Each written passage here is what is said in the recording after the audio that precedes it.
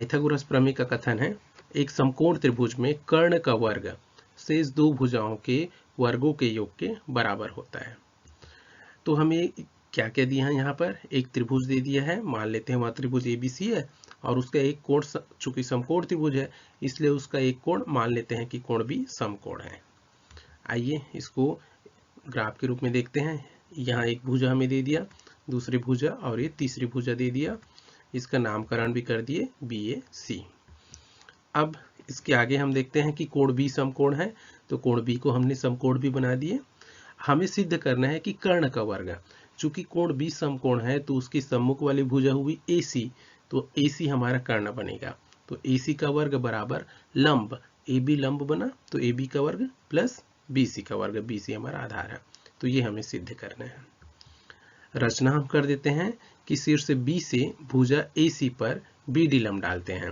कोण B जहाँ समकोण बना है वहां से सामने वाली भुजा पर हम लंब डाल देते हैं BD लंब।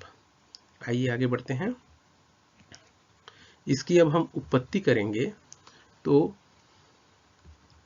उत्पत्ति में हम देखते हैं त्रिभुज ADB और त्रिभुज ABC को लेते हैं। लंब डालने पर एक बाएं तरफ का त्रिभुज मिलता है ADB और बड़ा त्रिभुज ABC। आइए इनसे हम काम करते हैं। ADB का हम देखते हैं कोण D में समकोण बन रहा है और ABC का हम देखते हैं कि कोण B समकोण है, अर्थात दोनों का एक एक कोण समकोण है, तो ये दोनों बराबर होगा। वैसे ही हम ADB का देखते हैं कि शुरुआत A से हो रहा है, वैसे ही ABC का प्रारंभिक कोण भी A है, अर्थात दोनों त्रिभुज का प्रारंभिक कोण A है, अर्थात दोनों में कोण A उभयनिष्ठ है। अब हम दोनों त्रिभुज में देखते हैं, इन दोनों त्रिभुज का दो कोण आपस में बराबर है और इसलिए इनका तीसरा कोण भी बराबर होगा और कोण कोण समरूपता प्रमेय से त्रिभुज ADB और त्रिभुज ABC समरूप होगा। और जब दो त्रिभुज समरूप होता है तब उनकी भुजाएं अनुपातिक रूप में बराबर होती है। यहाँ पर हम देखते हैं AD, ये त्रिभुज ADB का आधार है और ABC का आधार हो जाएगा AB।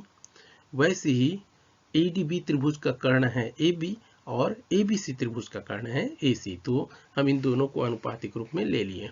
अब तिर्यक गुणा कर देते हैं। AD और AC का गुणा हुआ तो AD इंटू AC और AB और AB का गुणा हुआ तो AB स्क्वायर। वैसे ही इसके आगे जब हम चलते हैं तो इसी तरह से हम त्रिभुज BDC और त्रिभुज ABC को लेके चलते हैं। हमें त्रिभुज BDC और त्रिभुज ADC दे चुका है। हम देखते हैं कि यहाँ पर कोण D कोण B के बराबर होगा।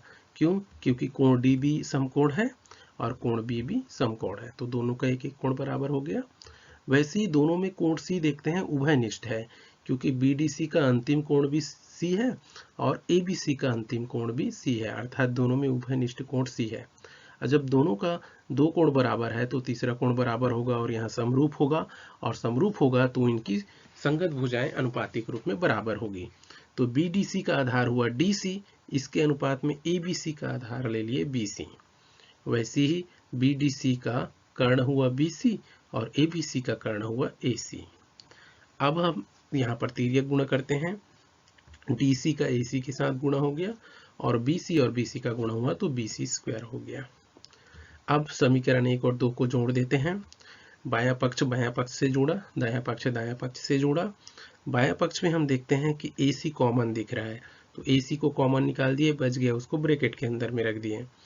अब AD प्लस DC, बड़ा वाला जो डायग्राम हमने बनाए थे उसमें AD प्लस DC का मान AC के बराबर होगा और AC का गुणा होगा तो AC स्क्वायर हो जाएगा और AB square plus BC square के ये बराबर होगा। इस तरह से हमने सिद्ध कर दिए कि कर्ण का वर्ग बराबर लंब का वर्ग धन आधार का वर्ग। ये पाइथागोरस प्रमेय है जो कि बहुत ही महत्वपूर्ण